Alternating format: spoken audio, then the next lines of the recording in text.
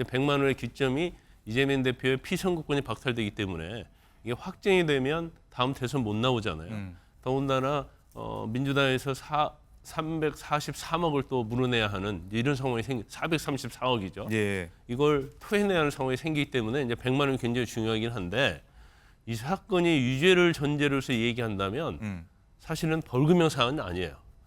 지금 윤상현 의원이 뭐 100만 원 이하인 80만 원 이런 얘기를 하고 있는데 이것은 국회의원 선거랄지 네. 아니면 지자체 선거랄지 뭐 기체의원, 광역의원 선거에서는 뭐 그럴 수도 있는 내용이에요. 하지만 이건 전국적인 대선에 관련된 사항이고 네. 판사분들이나 이런 분들한테 좀 이렇게 설문, 개인적인 차원의 설문을 좀 해봤어요. 네, 해봤더니 어떻습니까? 그 결과는 뭐 무죄나 100만 원 이하가 나올 가능성이 어. 높다는 식으로 얘기를 하더라고요. 그분들은 네. 뭐 다른 분들은 또 다르게 얘기할 수 있는데 제가 통화한 분들은 그렇게 예측을 했고요. 그러니까 무죄를 예측하신 분도 계셨고 그리고 유죄를 예측하신 분도 계셨는데 유죄를 예상하신 분들은 100만 원을 넘지 않을 거라는 게 모든 분들의 이야기였어요. 그래서 뭐 지금 김광상 변호사님의 얘기와는 좀 달라서 제 개인적으로 1심 선고 80만 원을 될 것 같아요. 법원에서도 엄청난 부담감을 느낄 겁니다. 뭐 지금까지 드러난 그 재판에서 드러난 것만 봐도 1심에서 유죄가 100만 원 이상의 유죄가 나올 가능성이 높지 않습니까? 당선 무효라면 벌금 100만 원 100만 이상. 원 이상이 나올 거라고 보고요. 15일 날 공직선거법 위반 1심 선고를 앞두고 있어요. 법조인 출신이신데 어떻게 전망하세요? 법조인이 아니라고 하더라도 민주당의 당원이자 국회의원으로서 네. 무죄라고 확신합니다. 25일 날 위중교사 1심 선고 앞두고 있는데 이거에 대해서는 어떻게 전망하세요? 그것도 어떻게 다르게 얘기했거든요. 부인 김혜경 여사 공직선거법 위반 1심 선고가 나오는데 이 판결이 이 대표 판결에도 영향을 좀 미칠 수 있다고 보세요? 영향은 전혀 없죠. 네, 보신 것처럼 이제 이재명 대표의 1심 선고에 따라서 이 대표뿐만 아니라 뭐 차기 대선 구도, 뭐 정치권이 굉장히 요동칠 것 같아서 저희가 한번 계속 지켜보려고 하는데 일단은 유죄냐 무죄냐도 관심이고 또 하나 재판부가 벌금 100만 원 넘길지 여기에 따라서 이제 당선 무효형까지 나올 수가 있기 때문에 가장 촉각이 관심되고 있는데 김광삼 변호사님 이 변호사 법조인으로서 어떻게 보십니까? 이 유죄냐 무죄냐 여부 그리고 벌금 100만 원을 넘을지 말지 여기에 대해 또 정치권들 많은 예상하고 있지 않습니까? 저는 일단 뭐 유죄 가능성이 높다고 봐요. 근데 이제 만약 유죄가 된다고 한다면 형량이 100만 원 이하냐 100만 원 이상이냐 이제 이거에 대해서 많이 논란이 있는 것 같아요. 이제 100만 원의 기점이 이재명 대표의 피선거권이 박탈되기 때문에 이게 확정이 되면 다음 대선 못 나오잖아요. 더군다나 민주당에서 343억을 또 물어내야 하는 이런 상황이 434억이죠. 예. 이걸 토해내야 하는 상황이 생기기 때문에 이제 100만 원이 굉장히 중요하긴 한데 이 사건이 유죄를 전제로서 얘기한다면 사실은 벌금형 사안은 아니에요. 지금 윤상현 의원이 뭐 100만 원 이하인 80만 원 이런 얘기를 하고 있는데 이것은 국회의원 선거랄지 네. 아니면 지자체 선거랄지 뭐 기체의원, 광역의원 선거에서는 뭐 그럴 수도 있는 내용이에요. 하지만 이건 전국적인 대선에 관련된 사항이고 네. 전 국민을 상대로 사실은 거짓말을 한 거거든요. 유죄를 전제로 한다고 네. 하면. 그리고 이 사안 자체를 벌금형을 선고할 수 있는 사안은 아니에요.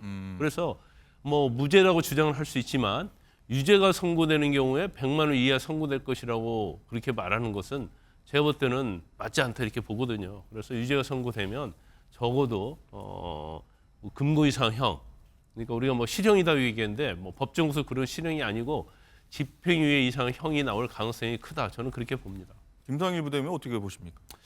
저는 뭐 제가 법조인이 아니라서 그리고 또 그 법원의 그 자료를 전부 다 제가 검토한 게 아니잖아요. 그래서 뭐 이렇게 어떤 판단의 근거를 가지고 개인적인 판단의 근거를 가지고 이야기하기는 굉장히 힘든데 제가 그래가지고 좀 이렇게 뭐 이렇게 판사분들이나 이런 분들한테 좀 이렇게 설문, 개인적인 차원의 설문을 좀 해봤어요. 네, 해봤더니 어떻습니까?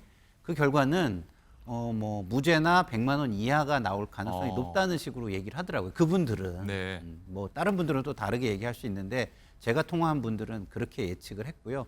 그러니까 무죄를 예측하신 분도 계셨고 그리고 유죄를 예측하신 분도 계셨는데 유죄를 예상하신 분들은 100만 원을 넘지 않을 거라는 게 모든 분들의 이야기였어요. 그래서 뭐 지금 김광상 변호사님의 얘기와는 좀 달라서 뭐 어떤 부분에서 다를 것이다 이런 얘기를 하는 거는 제가 적절치는 않은 것 같고 네. 어쨌든 뭐 다른 판단들이 좀 많이 있는 것 같습니다.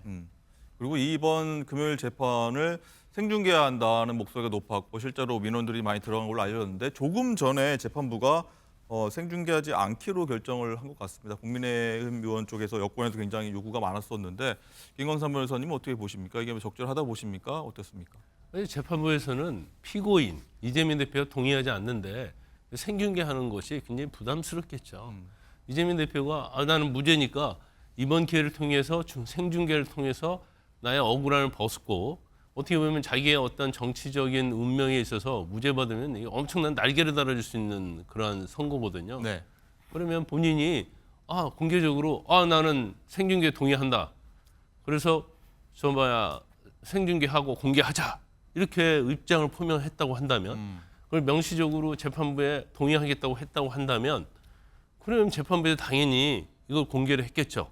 그런데 지금 장외 집회를 비롯해서 뭐 무죄 촉구대회 하고 그다음에 서초동에서 또 5천 명 모여서 또 무죄 촉구 집회하겠다는 거 아닙니까? 이런 상태에서 어떻게 재판부가 공공의 이익을 위해서 생중계하겠다고 할 수가 없는 상황이에요. 그래서 결국 생중계를 불어댔는데 혹시 뭐 최종심, 3심 같은 경우에는 뭐 생중계를 받아들일 가능성이 있을까요? 아니 생중계를 본인이 받아들이지 않는다 하더라도 이제 그 당시 상황을 봐야죠. 재판부가 말씀. 어느 정도 이제 대권과 관련된 이런 부분들이 예. 뭐 상황이 어떻게 되는지를 봐야겠지만 그때는 뭐 가능성을 완전 배제할 수는 없다 이렇게 보는데 이재명 대표가 이제까지 검찰이 공작을 하고 소설 같은 걸 쓰고 있다고 그랬잖아요. 그러면 당연히 자기는 무죄를 확신하면 자기가 생중계를 하자고 본인이 적극적으로 요구를 해서 생중계를 해야 하는데 지금 친명은 거의 단일 대우로서 생중계 반대하고 있잖아요. 망신주기냐 이렇게 주장하고 그렇죠. 있는 거죠. 무죄가 나오는데 왜 망신주기입니까? 유죄가 나오면 그렇게 생각할 수도 있겠죠. 그러면 이 사람들이 다 유죄를 전제로 생각하고 있기 때문에 생중계를 반대하는 것이 아닌가. 저는 뭐 개인적으로 그렇게 생각을 합니다. 네, 김상일 부대변인 어떻습니까? 국민의힘의 어떤 생중계 요구가 애초에 무리였던 겁니까? 어떻게 보십니까? 재판이라는 게 공방이잖아요. 그리고 최종 판단은 재판부가 하는 거죠. 법관이 하는 건데 그렇다고 한다면 나는 방어자 입장에서 무죄를 주장한다 하더라도 그 결론까지를 내 주장과 똑같이 예측하기는 어려울 거예요. 불확실성이라는 게 존재하죠. 네. 근데 그 불확실성이 존재하는 걸 가지고 나는 내 주장이 확실하니까 내 주장을 뭐 조금 더 국민에게 명확하게 보여주기 위해서 그 결과까지 확신해 가지고 보여주기 위해서 그걸 생중계해라. 이렇게 하기는 저는 좀 어렵다고 봐요. 왜냐하면 제가 판단하는 게 아니잖아요.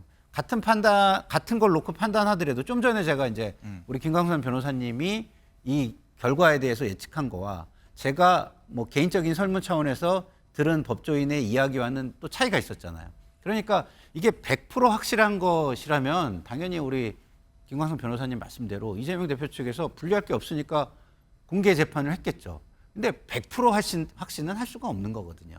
방어의 차원에서 자기 주장을 하는 거고 자기 주장이 옳다라고 얘기하는 것을 그게 100% 확신하면 해라라고까지 확장해서 얘기하기는 어렵다. 그런 차원에서 좀 반대를 하는 거라고 저는 네. 보고요. 또 하나 법원이 지금 이것을 불허한 것은 재판을 하는 판사들도 지금 그 정치적인 양극화가 굉장히 심하고 그 어떤 뭐랄까요?